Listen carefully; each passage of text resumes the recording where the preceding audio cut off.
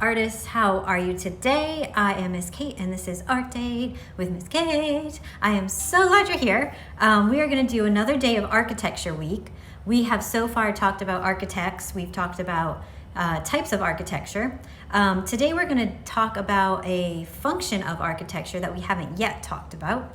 And create a really fun project. So before I start chatting, check below so you know what materials you'll need. It's in the description. And let's get going.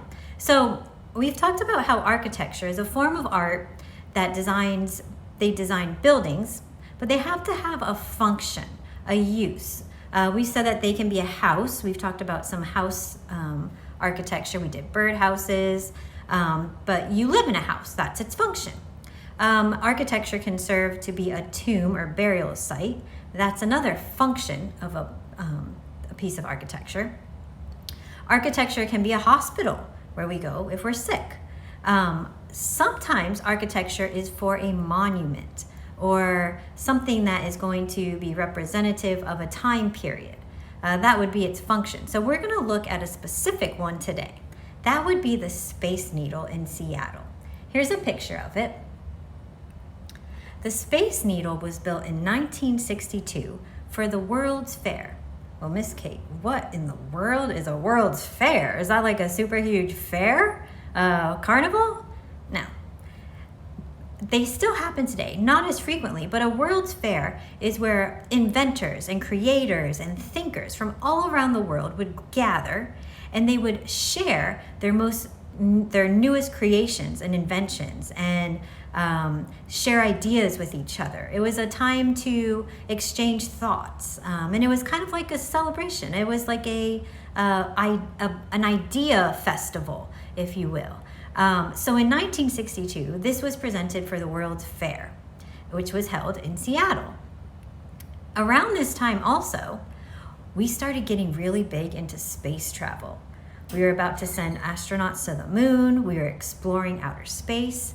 So the Space Needle, there it is again, was the perfect creation to represent the World's Fair in 1962.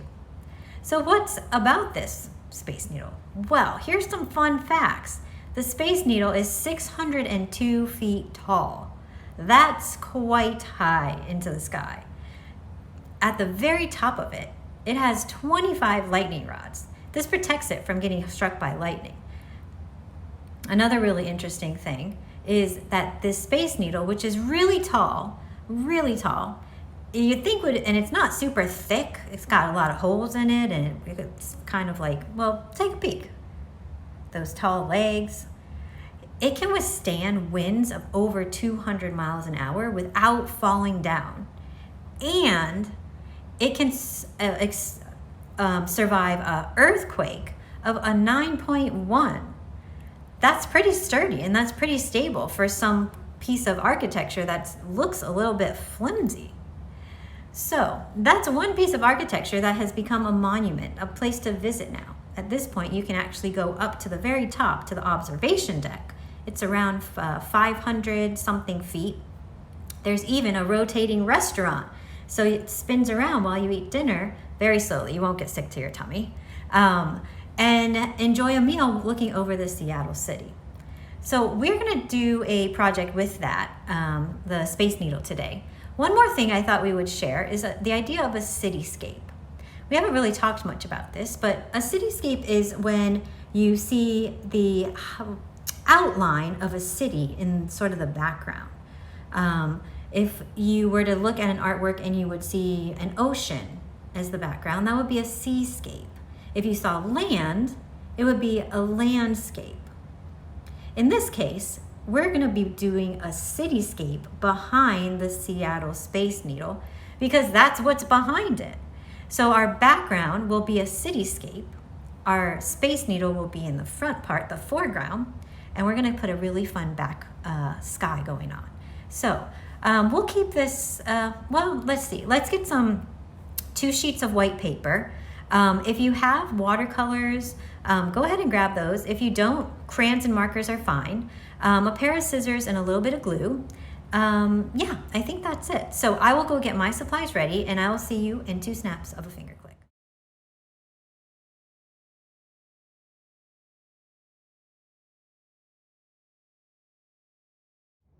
All right, here we go. So this is what we're gonna be making. Here we have the Space Needle. Oops, I forgot to draw the little thing at the top. Boop. Here we have the Space Needle, and we're gonna design a sky for the background. Then we'll do this little bit of like a middle ground, which will be our cityscape, and we'll put our Space Needle in the foreground. We're gonna work on the background first, put that aside, and then we'll work on this section. So you'll get your sheet of paper. This is where if you have watercolors and you have watercolor paper, paper that's a little thicker, you can use that now.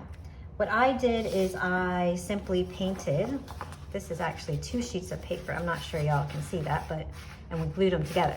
So you're gonna paint or color this background sheet any way you like. I made mine nighttime. I put the moon and some stars and some little glowing lights. I'm gonna do this with just crayons, so that way those who don't have watercolors can see how to do that as well. But right now, we're gonna just together color in this sheet of paper. So you can pick some blues, you can go with purples. If you want it to be daytime, you can make it like a bright yellow. Maybe it's about sunset and you're gonna make it have like a red and orange sky. So if you have crayons or markers, you'll just use those and fill up this page kind of fast. You don't have to do super detailed on this because it's the sky. I'm gonna put some purple in, I think. If you have watercolors, you can blend a few colors together on your paper, whichever you feel you think would look nice together. You can go with the blues, you can do the reds and oranges. And we're just gonna fill almost all the paper. You're gonna leave a little bit down here because we're gonna put some glue on it. So you don't need a color there because we're not gonna see it anyway.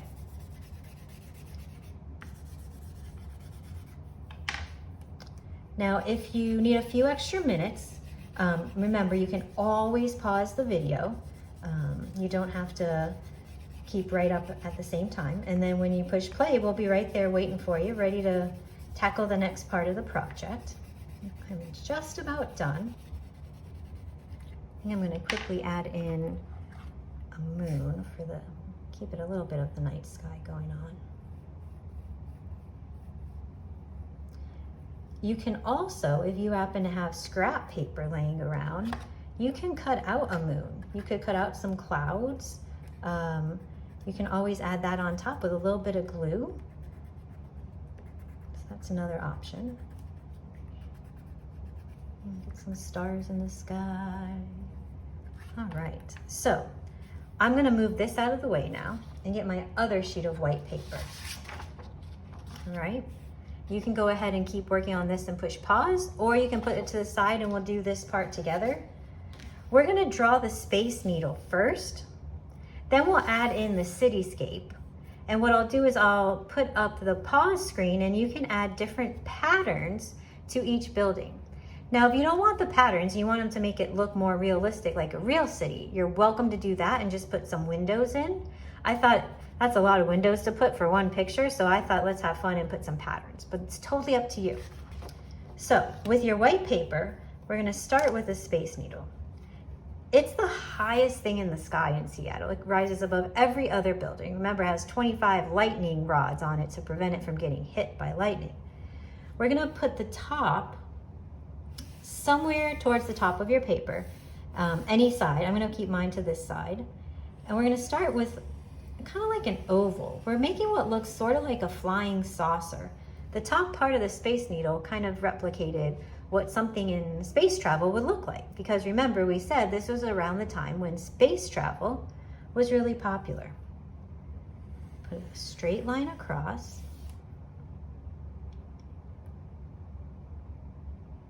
Good so far?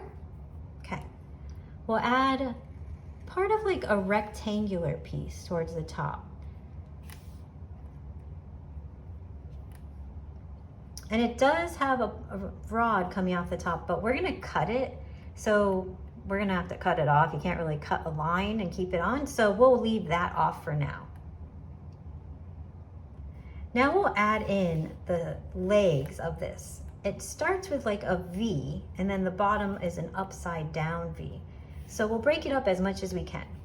We're gonna start with a little V here, but it's gonna have a curve on the bottom. So it's gonna be diagonal, diagonal, but when they get close together, it curves around.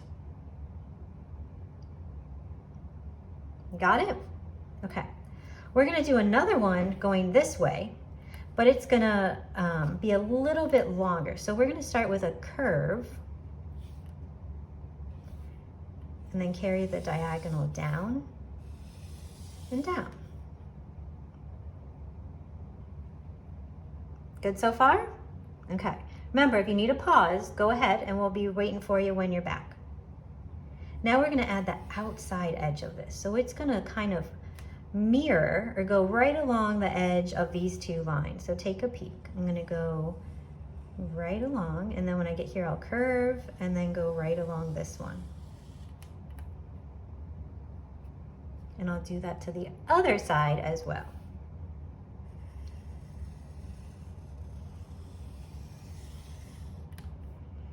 And that's pretty much the Space Needle. Might have a few more designs if you're up close, but we're gonna be far enough away that we'll just leave it as is.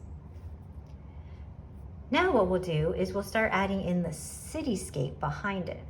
And the city is simply made up of rectangular buildings, so they're just at different heights. This part, anything goes. So you can do a short building, which would be 2 straight lines. Can make the next one a little bit bigger. It might go a little bit behind the Space Needle. Since the Space Needle's in the foreground, everything else behind it would be a little bit into the background. And we'll just keep adding some. They can be tall, but not taller than the Space Needle since it's the tallest thing in the sky there. They can be kind of skinny. They can overlap a bit, so I might make a larger building here and then have a smaller one that sort of sits in front. Okay, well, we'll add a few more until we get to the other side of the paper. I'm going to put one that overlaps here. And maybe I'll put one kind of look like an official city building. It has like one of those special roofs. Okay.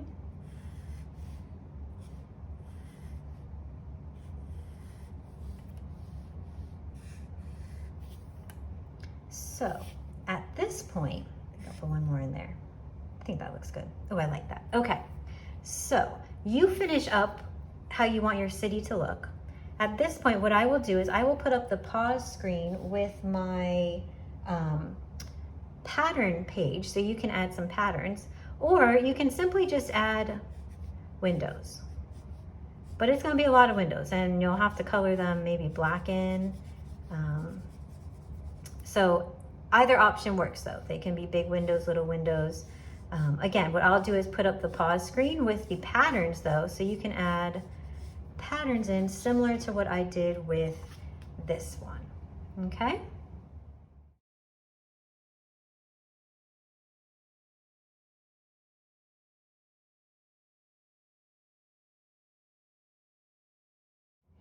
All right, so here's mine, and I went ahead and put some patterns all over.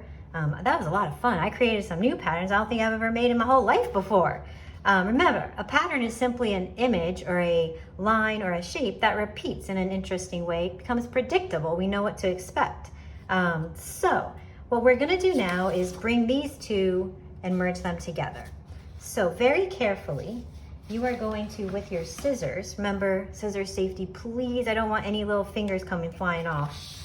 You're going to cut out your cityscape that you've made. But not each section. You're just gonna cut it out as one huge chunk. So it shouldn't be too hard of a cut. You'll just cut around, cut around the top. So if you need a pause, go right ahead and pause right now, and then come right back. If you're able to cut without looking up at the screen and keep your eyes on your paper, that's great. And when I get to my Space Needle, I'm going to cut kind of carefully because it's got a few little rounded edges that are a little bit trickier to get to. And here's a trick. Pause, look up at the video. If you've got a lot of this like flappy stuff, you can just chop it off, get out of your way. You don't have to keep having it dangle in your face. Okay, go ahead, keep cutting. And let's go around the top here, this little spaceship looking thing. I'm curious, if you are watching and joining along, have you ever been to the Space Needle? And if so, what did you think of it?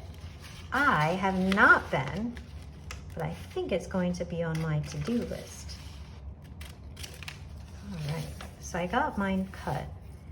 But there's one little spot that I'm kinda about, right there. Because look what would happen when I put this onto my background. It's a big white old piece in my artwork, right? We kind of want to be able to see through that because you can in real life. So I'm going to show you a little trick on how to get into those areas that there's no easy way without having to cut straight through your project. What you can do is you take it and fold it and you put a little snip. The snip is just big enough for you to be able to put your scissors into. Now you magically got into the inside there and you can cut that white chunk out. Okay, it works to do this on almost any project. Just gotta be a little bit careful with your fingers. Okay. And it is now out. I can see straight through. So when I lay it on my artwork, I can see that it's gonna go straight through. What we're gonna do though is we're not gonna line them up perfectly. So what we could do is line the two papers where they butt end to end, right? But we have all this beautiful artwork that we created and we don't need it to be there. We're gonna make the sky look much bigger and we're actually gonna glue our cityscape down a bit. Okay, see if I do, I'm gonna have to go back and color that in, but that's okay. So, what I would like you to do, so that way you don't waste glue, is you're going to, I need to get a new glue stick soon. Put the glue down in this bottom area that you didn't color in. Go ahead and lay your cityscape on it, not up so high, it's gonna go down. Press it down nice and well. So now glue is probably not all over your paper and sticking everywhere, we've covered it up. And what you can do now is with your glue is go anywhere that's flapping off, like up here, and you just put a little bit of glue on the back and you'll be good to go. And there you have it. We've got our cityscape with our Space Needle in the foreground, the city in the middle ground, and the sky in the background. You can add some of the lightning rods onto the tops of these buildings if you like. You don't have to, but you're more than welcome to, just to add a little more effect. And that's it. So I'm gonna go ahead and put a little pause screen and then I'll flip the video and we will say adios. That was just the cat's meow. I had so much fun too. Thank you. Okay, that was so fun. No, Spencer hijacked the video there for a minute, that crazy little thing. He wanted to get in on the action. So this was a great project. I had so much fun. We learned a little bit about another function of architecture. I am curious if you guys know of any other pieces of architecture that function as a monument or something that stands out in your neighborhood, in your town, in your city, in your country. If you do, drop it below. Maybe you are where the St. Louis Arch is. That would be a monument. Maybe you are where Mount Rushmore is, possibly near the Eiffel Tower or the Leaning Tower of Pisa. Definitely, let me hear what's near you and if you've been to it. So enjoy the rest of the day. Take whatever time it takes you to finish up. Get outside if you can, get some fresh air, and I will see you on the flip side. Bye.